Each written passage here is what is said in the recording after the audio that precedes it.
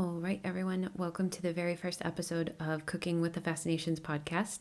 Today we're going to be taking a look at the process that I went through to make a loaf of sourdough.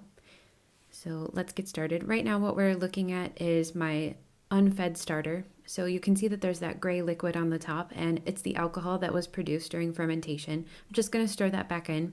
I don't see any red, I don't see any orange. It's not a weird filmy bubbliness, so it's okay to use. It just needs to be stirred back in. So I'm going to get ready to feed it. So there's that gray liquid, and so now it's time to feed it. I've got my kitchen scale, and what I'm going to do is I'm just going to dump out the excess, anything over 25 grams. All I want to be left with is the 25 grams plus the weight of the clear glass jar by itself. So I'm going to weigh that out, and once I have that weighed out, I can start to add my flour and my warm water. I'm sorry if you hear a little bit of noise in the background. We have Praline the dog as a guest in my office today, and so she will be adding her own sound effects from time to time. Sorry about that. And also, I'm really new to making videos, as will be painfully obvious throughout this video. The transitions, just the whole way that it's put together, I apologize in advance. I need some practice, but hopefully I'll get better. This is just the first episode, so I'm gonna, sorry, there she is.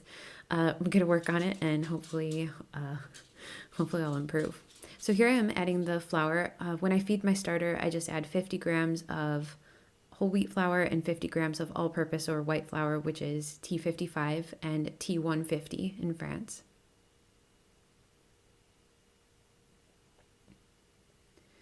I'm going to add my warm water, and again, it's really important that this water is not scalding hot, but also it shouldn't be cold. You don't want to shock your yeast. Just make sure that it's nice and warm. And I'm going to mix that all together. I think here I accidentally put in a little bit too much water. You always just want to have equal parts water and flour. So if you get a little bit too much water in there, go ahead and add a little bit more flour to balance it out. All right, so I've added a little bit more flour. Now I'm just going to stir it up, and this is going to rest until the next day. So I'm feeding it. This is the first day of feeding. I'm going to do 3 days of feeding before actually making the bread. And I'll show you 2 different feedings in this video today. This is the first one.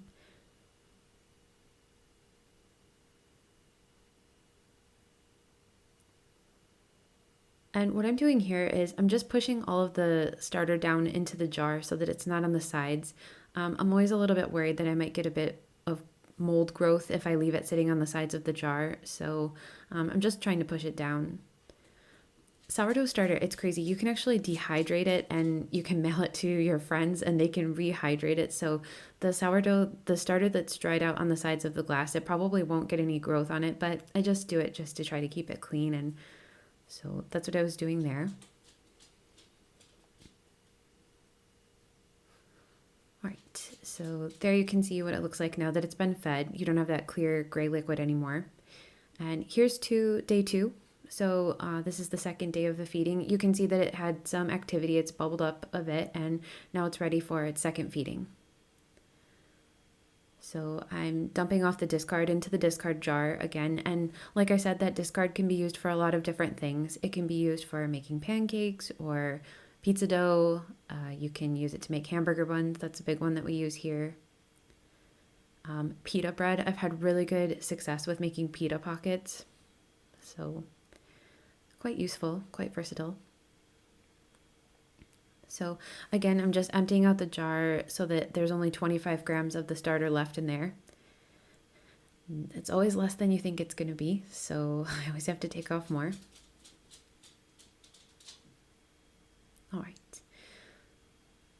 So that's going to go back in the fridge because it's not something that I feed regularly. I just put the discard in there, and I don't want it to get that orange bacteria on the top, so it stays in the fridge. Here again, I'm adding 50 grams of the complete flour, the whole grain flour, and then I'm going to add 50 grams of the white flour as well, followed by 100 grams of warm water. During the time that this is During the feeding period, the 2 or 3 days that I'm feeding it before I'm going to bake, I make sure to keep it in a warm spot in my house. It doesn't have to be as warm as when you're doing your bulk fermentation, but I keep it next to the radiator. I'll show you the place where I keep it in a few minutes. But I keep it next to the radiator just so that it doesn't get too cold. Like I said, I live in a cold place and can get a little bit drafty in the kitchen, so especially with that big window there. And so I just like to keep it next to the radiator just to help keep it warm.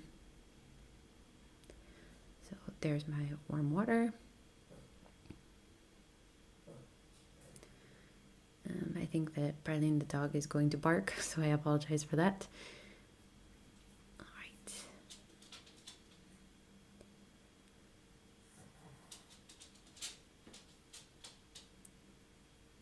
So get that mixed. And again, you'll see that I'm not using a metal spoon. I'm using a silicone spoon because we don't want the starter to come into contact with metal.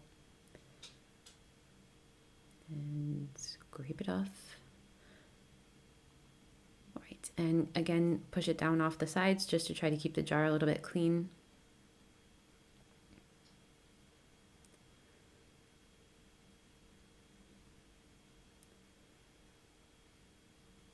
Right. Okay.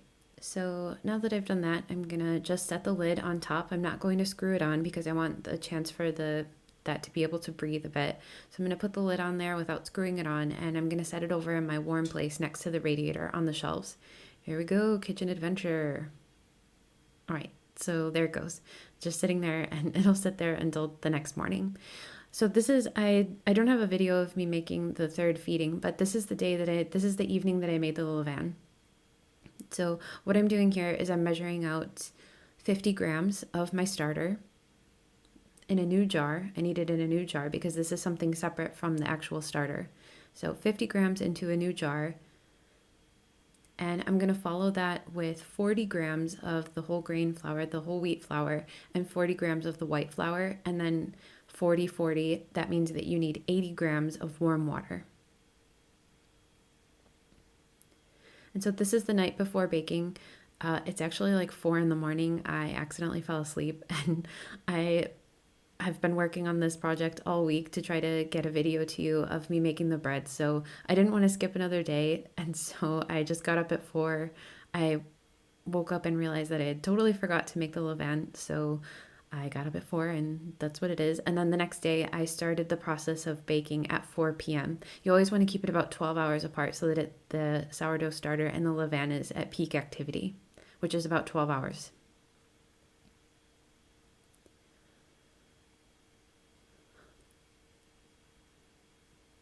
All right.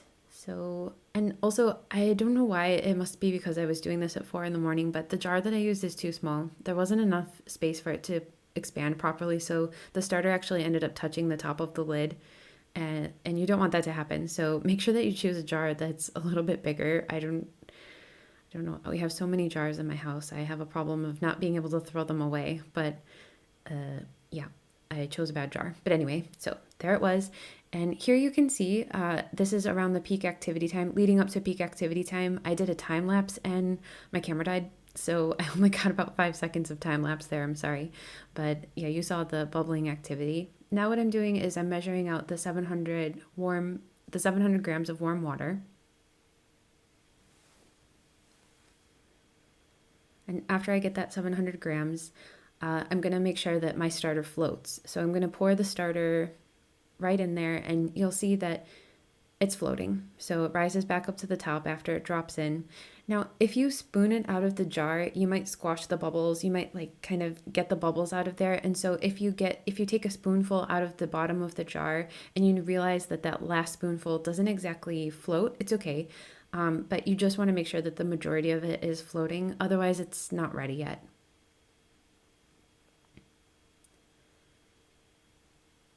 And you need 200 grams of your starter, but that recipe that I gave of the 50 grams of starter, 40 of whole wheat, 40 grams of white flour, and 80 grams of warm water, that's going to get you right about 200 grams of starter the next day of levain. So, all right. So now it's in there, and I'm just going to distribute the levain into the water. So I'm just going to use my spoon. Again, it's silicone, not metal, and mixing it up. eventually. Come on, Conan, you can do it. Sorry. Okay, so we're gonna mix it up and distribute the levain in the water. And after I do that, now it's the time when I'm going to pour the flour into the water there. So, all right.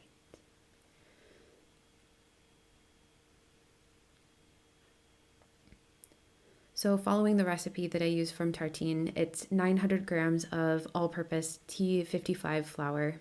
It's the white flour. And then I'm going to follow that with 100 grams of the whole wheat flour, which is T150.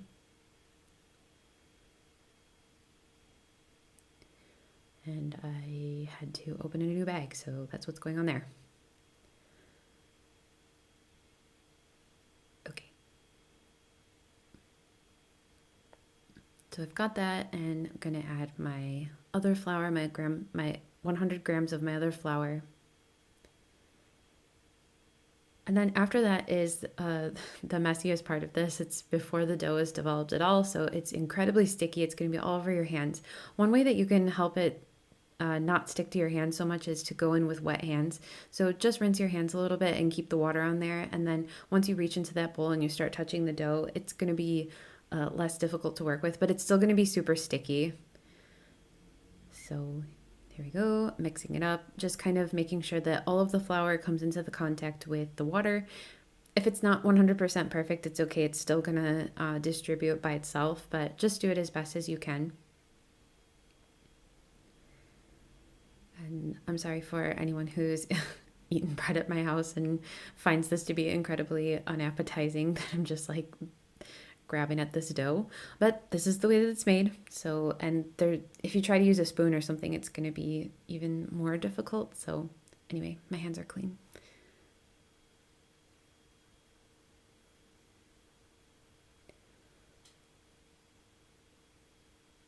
And so once I get it all mixed in together here, the next part we're going to go into is the autolyse phase. That's where the dough, the flour and the water, and in this case the levain, are sitting together, just starting to build those gluten bonds and things like that. I talk about that more in detail in the podcast. If you're curious about why I'm doing each of these things, I'm going to explain it briefly here, but if you want to know a little bit more information, head over to the podcast and I explain it in more detail. I use this bowl scraper just to make sure that nothing is, like a clump of flour isn't stuck to the bottom of the bowl. And so this just helps me to make sure that everything has ended up in the ball and not stuck to the bottom of the bowl.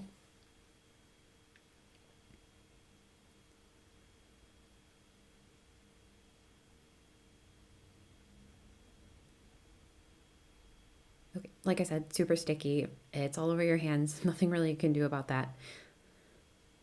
That plastic scraper that I use, that's not the bench scraper, because you need something that has a flat edge, and the flat edge on that doesn't really do the trick.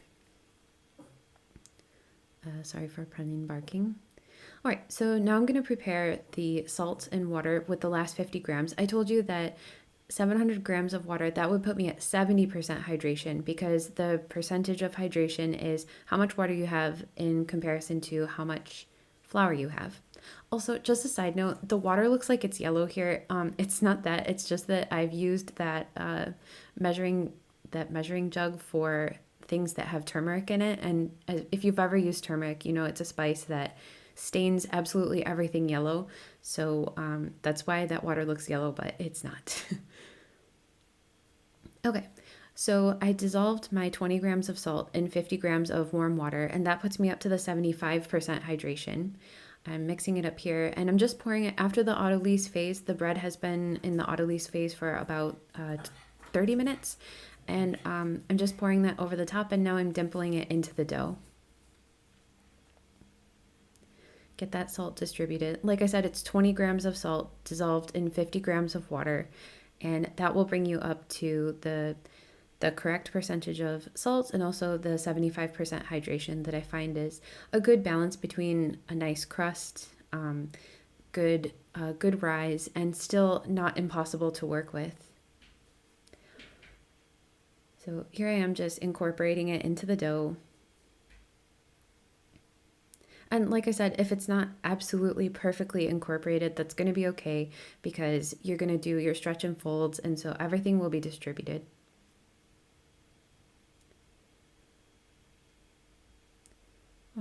So now that I've got the salt and the rest of the water in there, it's time to go into the bulk fermentation.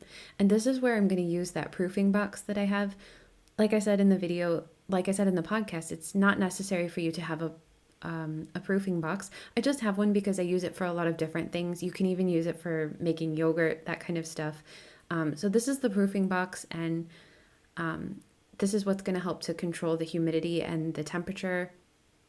My kitchen gets a little bit chilly, and our oven is, you'll see it later in the video, it's a little bit old. The light in it doesn't work, so I can't use it as a place to heat. I can't use it as a place to heat up the dough, keep it warm. So I got this proofing box, but I use it for a lot of different things. Again, that water is not actually yellow, it just looks like that. Okay, so that's the humidity tray that I've put in the bottom. Put the dough in there. I set it to 29 degrees Celsius, 84 degrees Fahrenheit. Just because my house is a little bit chilly. In the summer, I would probably set it to 27 degrees. And so after 30 minutes, now I'm going to go into the first stretch. And you'll see that I just grab a side of the dough, stretch it over the top, and I go all the way around the bowl doing that until I've gone all the way around and stretched all the dough, reaching under, grabbing under there, and then pulling it up and over the top. And again, I'm just scraping the bottom to make sure that nothing is stuck down there. Later on, I won't do that, but just for the first few turns, I make sure that it's not stuck.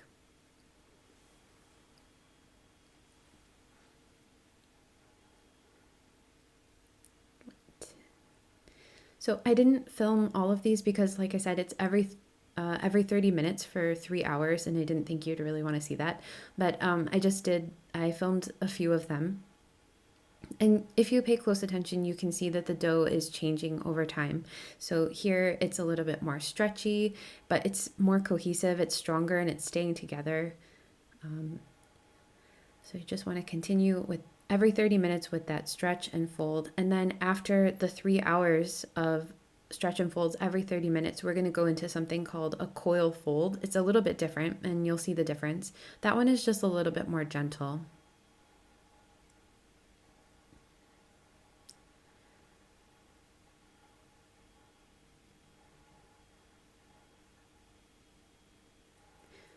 And if you look closely there, you can see that there are some bubbles on the surface, and the dough, it's getting a little bit bigger. It's become a lot lighter, a lot more extensible. You see that it's really holding itself together nicely.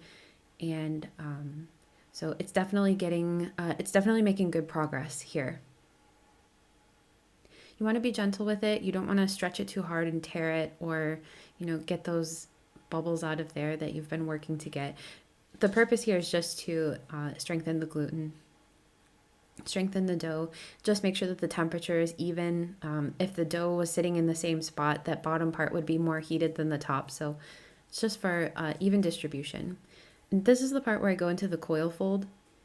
So it's really sticky and holds onto the bowl. So it's a little bit hard to get out of there the first time, but lift it up and turn it over itself. And I do this for the last 2 hours of the bulk fermentation. I do this just once per hour.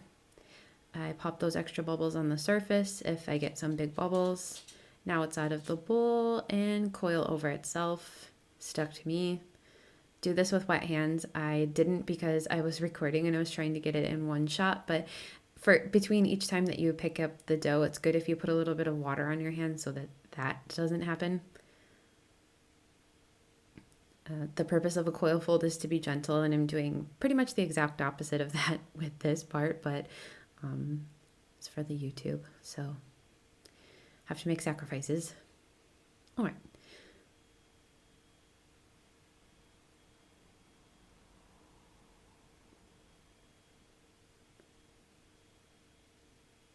So now you can see that it's risen really well. It's got a good volume. It's nice and jiggly. I'm about to take it out of here it goes. So I take it out of the box because I'm just about to shape the dough. You can see that it's got a good jiggliness to it, nice and airy. And so there are some bubbles on the surface. So it's ready to go. It's ready to be shaped. So what I'm going to do is I'm not going to flour my surface because you need the dough to stick to the surface a little bit in order to help create that tension, that surface tension that you form in the first shaping. So turn the dough out onto my work surface, which is also clean. Nobody panic. And just get the extra out of the bowl. All right. And this is the part where this is what makes me consider to do the recipe increased by 50%. It's just that I have a hard time to get two even good size loaves. I always end up with one loaf that's a good size, and then the other one is just always slightly too big. And when it's slightly too big, it just doesn't hold its shape very well in the oven. So there is the bench scraper that I told you about. This is the thing that's going to be really helpful in shaping the bread. I'm dusting it with rice flour. You can use regular flour, but the rice flour is what's recommended in the tartine cookbook, and I find that it does really help to be less sticky, but regular flour is going to be fine. Right. So you can see there, the one on the left side, it's a little bit bigger, and the one on the right side, it's smaller, and it ended up with a better shape. So, right. But anyway, so I get it into kind of a rough circle shape, and then this part, I fully admit that I'm not very good at this. You'll see that it kind of takes me a few tries, but you turn it around and the center of the dough is grabbed onto your work surface. And so while you're twisting it like that, you're creating the surface tension. That surface tension is really important for getting your bread to rise well and to get the proper shape. So I'm just moving it over to a little bit of a floured area, and it's going to sit there while I shape the other one. Still going. Come on, Conan. You can do it. Almost there. All right. So, yeah, I need some practice with that, obviously. If you have any tips, please leave them in the comments because I'm not great at that. Here comes the second one. And so get into that rough circle shape and start to work it into a better circle.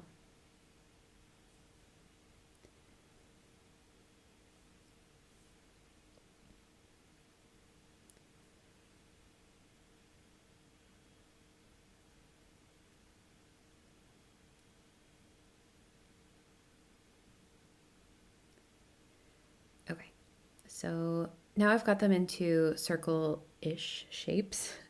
Definitely not perfect, but they're trying their best. We're all trying here. And what I'm going to do now is I'm going to let them do a bench rest. The bench rest is where they just relax for about 15 minutes on the bench. And I'm going to cover them with a tea towel. So I sprinkle a little bit of flour and then I'm going to cover them with a tea towel so that they don't lose heat. The dough itself is actually still a little bit warm from being in the proofing box. And I don't want the draftiness of my kitchen to cool off the dough too much. So I'm just going to kind of cover them up with my tea towel. Let them rest for 15 minutes. And then when I come back, it'll be time to do the final shaping. There's the towel. I'll give you extra points if you can figure out what that's a map of.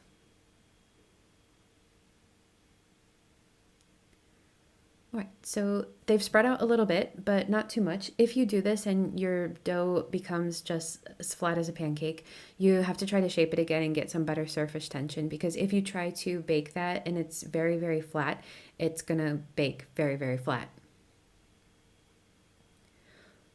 So now I am sprinkling a little bit of flour on the top and I'm going to flip it over. That's because at this point I don't want that side to stick to the counter.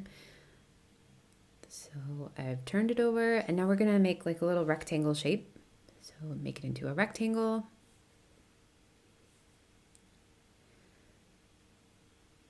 There are different ways to shape bread. This is just the way that I always do it. I'm going to fold up the bottom third, fold in the sides to the center, or at least I'm going to try to do that. Then I fold the top like a little paper airplane and roll it onto itself. This part's always a little bit tricky. I really struggle with this part. The turning on the work surface and this part, it's hard. If you've got tips, please leave them because I'm terrible at this. load it into your banneton. My banneton is it's just a wooden basket lined with a linen cloth, and then I sprinkled a good amount of rice flour in there. What I'm doing now is closing the seam. I'm going to be very, very honest with you. I don't know if this actually helps, but a lot of the bakers that you see on social media, the videos that I've watched, they do this, and I've never seen the seam on the bottom of my bread after baking, so I don't know if it actually helps, but it's worth it. It only takes a second. It can't hurt. So dusting my other banneton now, and I'm going to do the second shaping. And depending on the time of day that I bake, I'll either leave it at room temperature for about 3 hours and then bake, or I will put it in the fridge overnight. Like I told you, I accidentally fell asleep when I was making the levain, so I made the levain at 4 in the morning, and then I started the bread at 4 p.m. And after 5 hours, this is getting into the late evening, so of course I wasn't going to wait 3 hours and bake. So I'm just going to put it in the fridge. And also, the dough coming to that cold temperature in the fridge, it's going to help it to get it, excuse me, it's going to help it to get a better oven spring, because you get the thermal shock going. You take it from the very cold refrigerator and you pop it into an extremely hot oven, and that helps with the oven spring as well. Right, so I had some trouble with this again. That rolling over part, it's always tricky. Okay. So now it's into the basket. I'm gonna do the seam, and then I'm just gonna cover this with a towel. I've seen people do things like close their bread in a plastic bag overnight, but try to be obviously as plastic free as possible, as sustainable as possible through this whole process. And so I just cover it with the towel that I used during the bench rest. So there are the 2 loaves. I dust a little bit more rice flour on there, and they're going to take a little nap in the refrigerator overnight. And there they go. All right, so they're off to the refrigerator, and now it's the next morning. I have preheated my oven to 250 degrees Celsius with the cast iron skillet in there. If you do this, please be incredibly careful. I've burned myself a few times on the cast iron skillet. Make sure that you're wearing something with long sleeves and your oven mitts. I rolled up my sleeves here out of habit, but there's definitely the risk of getting burned, especially if you have an oven in a really weird spot like this house does. It's really tricky to work with this oven, but what are you gonna do? So here I'm dusting the bottom of my cast iron skillet with rice flour again. Now I'm gonna turn my dough out into it. I can't believe that didn't hit wrong. I was really worried that I would mess that up. All right, now I've used the bread lum and I've scored the bread. I just do a simple 1/ score. You can do lots of beautiful designs. Head over to Instagram if you need some people to give you some inspiration. I know I'm not the one to do that because I keep it simple. I'm afraid to mess up the bread by trying to do something nicer, so it's just like that. Now I've put the lid on. Oh, sorry. Jeremy just got home and it's about to be incredibly noisy in my house. I'm sorry for the background noise. So goes into there. It's going to be 25 minutes. After 25 minutes, I'm sorry, that's pancakes. Oh, also, my oven door has this really weird white streak on it. I apologize for that. It's between the glass and I can't clean it off. It makes my oven look incredibly dirty, but it's just between the glass and there's nothing I can do. So you see that I've taken the lid off and I baked it for 20 minutes more to darken the crust. Now I'm on to the second one. I forgot to film. I thought that I pressed the record button and I didn't. So I missed turning out the dough the second time. But here I've scored the bread and I haven't done a very good job. You can see it's kind of lopsided, and that's really going to reflect when I take the bread out. You will notice that the bread rose in a different way. So put the lid on, create the little mini steam oven, get it into the oven for 25 minutes. There it goes. And then 25 minutes later, I'm going to take it out of the oven, just the lid. Leave the rest of that in there. And you see that it's a little bit lopsided in there. And I think that's partially because of my shaping and also because I didn't score it very well. So there it is. There's the second loaf. And so here are the two loaves. After all that, this is what we end up with. Totally delicious. I was really happy, especially with how the first one turned out. You can see that nice ear on there. I was actually recording while the first one was in the oven, and Jeremy had to tell me that the timer went off and I didn't hear it. That's why it's a little bit darker, that first loaf. It's a little bit darker than I would have liked, but it was fine in the end. This is that first loaf that I had success. It was a good size. I didn't really have too much difficulty when I was shaping it. And so when you cut it open, we had quite a satisfying crumb. We ended up eating this bread, the bread that I cut off for this video. We used it for a sandwich and it was really nice. So there it is. There's the crumb. I was pretty happy with that. It's not too sticky. It's not, the holes aren't too giant or too small. So I was very satisfied with that. There it is. All right. And there I try to show the bread and I drop it.